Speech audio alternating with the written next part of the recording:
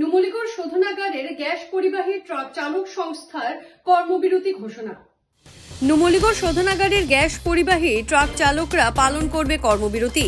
এ কথা নুমলীগড় শোধনাগার, ট্যাঙ্কার এবং ট্রাক চালক সংস্থা এক সংবাদ সম্মেলনের মাধ্যমে জানায়। ট্রাক চালকদের মাসিক বেতন 5,000 থেকে 7,000 টাকা বৃদ্ধি করার দাবি তারা উত্থাপন করে।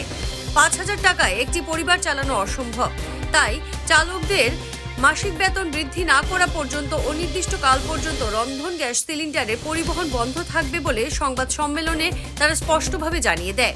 তার ফলে রাজ্যে বিরূপ প্রভাব পড়বে এবং তার জন্য নুমলীগড় শোধনাগার, ট্যাঙ্কার, ট্রাক চালক সংস্থা দায়ী হবে না বলে তারা স্পষ্ট করে দিয়েছে। যোৱাকালি আমাক কেইজনমান চালকে এখন তেওঁলোকে গণস্বাক্ষৰ কৰি আমাক ইয়াত এখন আবেদন দিছিলে।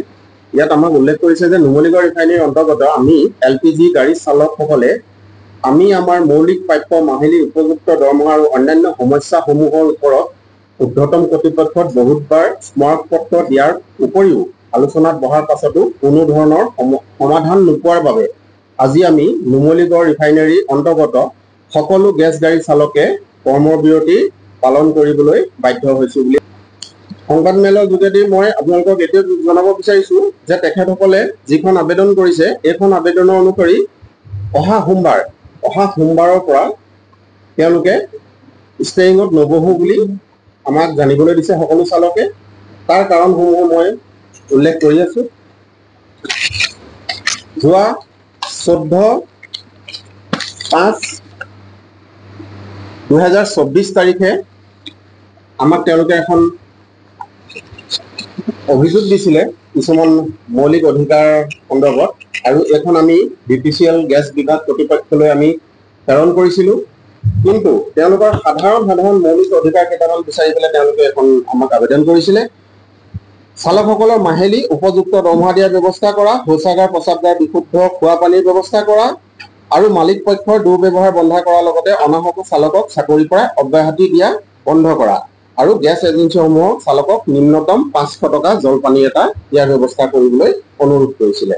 তো এই সংঘাতত আমি যেতিয়া তেওঁলোকলৈ আমি এখন প্ৰেৰণ কৰিলোঁ, তেওঁলোকে ইয়াৰ পিছতে আমাক 19/6 আমাৰ লগত এখন বৈঠক হৈছিল নুমলীগড় ৰিফাইনেৰীত। এখন নহয়, মই আপোনালোকক জনাব বিচাৰিছোঁ যে এখন নহয়, আমাৰ লগত 3বাৰকৈ আমাৰ লগত বৈঠক কৰিছে বিভাগীয় কৰ্তৃপক্ষই। কিন্তু চালকসকলৰ কোনো ধৰণৰ মাহেকীয়া দৰমহাৰ ওপৰত তেওঁলোকে আজিলৈকে সুবিচাৰ এটা কৰি দিয়া পৰিলক্ষিত নহ'ল। 4/9/2024 তাৰিখে যিখন গোলাঘাট জিলাৰ প্ৰতিলিপি গোলাঘাট জিলাৰ DC মহোদয়লৈ দিয়া হৈছিলে, SP মহোদয়লৈ দিয়া হৈছিলে, DGM NRMTক দিয়া হৈছিলে, DGM NRLক দিয়া হৈছিলে, CGM NRL transport association gas truck আৰু OC NRL ৰুৰেল পুলিচ ষ্টেচনলৈ আমি প্ৰতিলিপি পঠিয়াইছিলোঁ। এইখনত আমাৰ ৰিচিভ কৰা আছে, বিভাগীয় কৰ্তৃপক্ষই ৰিচিভ কৰি দিছিলে আমাক। তেতিয়া তাতে আমি উল্লেখ কৰিছিলোঁ যে 10/9/2024 তাৰিখৰ ভিতৰত যদি চালকসকলৰ এই মাহিলী দৰমহাৰ সমস্যাটো সমাধান কৰা পৰিলক্ষিত নহয়, তেতিয়াহ'লে তেওঁলোকে মৌখিকভাৱে আমাক জানিবলৈ দিছিলে যে তেওঁলোকে গণতান্ত্ৰিকভাৱে আন্দোলনৰ দ্বাৰা তেওঁলোকৰ যি দাবী, সেই দাবী কোম্পানীৰ আগত, গতিকে চালকসকলৰ গণতান্ত্ৰিক আন্দোলনৰ দ্বাৰা কোম্পানী ক্ষয় ক্ষতিৰ বাবে নুমলীগড় ৰিফাইনেৰীৰ টেংকাৰ ট্ৰাক চালক সন্থা কোনো ধৰণে জগৰীয়া নহ'ব বুলি আমি তেওঁলোকলৈ এখন স্মাৰকপত্ৰ প্ৰদান কৰিছিলোঁ। তাৰ পৰিপ্ৰেক্ষিতত যোৱা 16 ছেপ্টেম্বৰ তাৰিখে আমাক জিলা আয়ুক্ত মহোদয়ে আমাক নিমন্ত্ৰণ জনাইছিলে তেওঁলোকৰ লগত আলোচনাত বহিবলৈ। কিন্তু আলোচনাত আমি বহিও তাত কোনো ধৰণৰ আমি সুফল নাপালোঁ। চালকসকলৰ ক্ষেত্ৰত, চালকসকলৰ মাহিলী দৰমহাৰ ক্ষেত্ৰত তেওঁলোকে খালি এটাই কথা ক'লে, এক পক্ষই তেওঁলোকে আমাক বিচাৰ দিয়া আমাৰ অনুভৱ হ'ল। যিহেতুকে কোম্পানী ফেভাৰতে সকলো কথা তেওঁলোকে ক'লে, ড্ৰাইভাৰ চালকৰ ক্ষেত্ৰত কোনো ধৰণৰ কথা নক'লে। আপোনালোকক মই অতি দুখেৰে জনাব বিচাৰিছোঁ, মোৰ ওচৰত এখন খন্তেকতে চালকসকলৰ ওচৰৰ পৰা এখন গ্ৰহণ কৰা যিটো তেওঁলোকৰ মাহিলী তালিকাখন দিছিলে আমাক। কেইবাজনো চালকে 5,000 টকাৰ পৰা 7,000, 6,000, 6,500 এনেকুৱা ধৰণৰ দৰমহাত আজিৰ দিনত ইমান এটা মানে খুব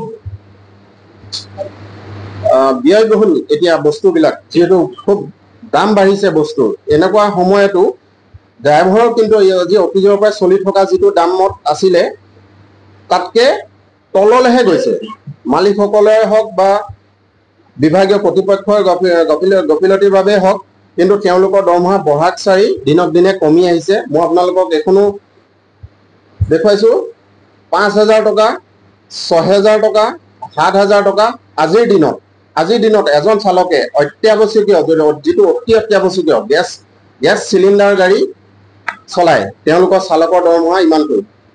যে কোনো খবৰেৰ জন্য যোগাযোগ কৰুন 7099017330 এবং 7099017110 নম্বৰে।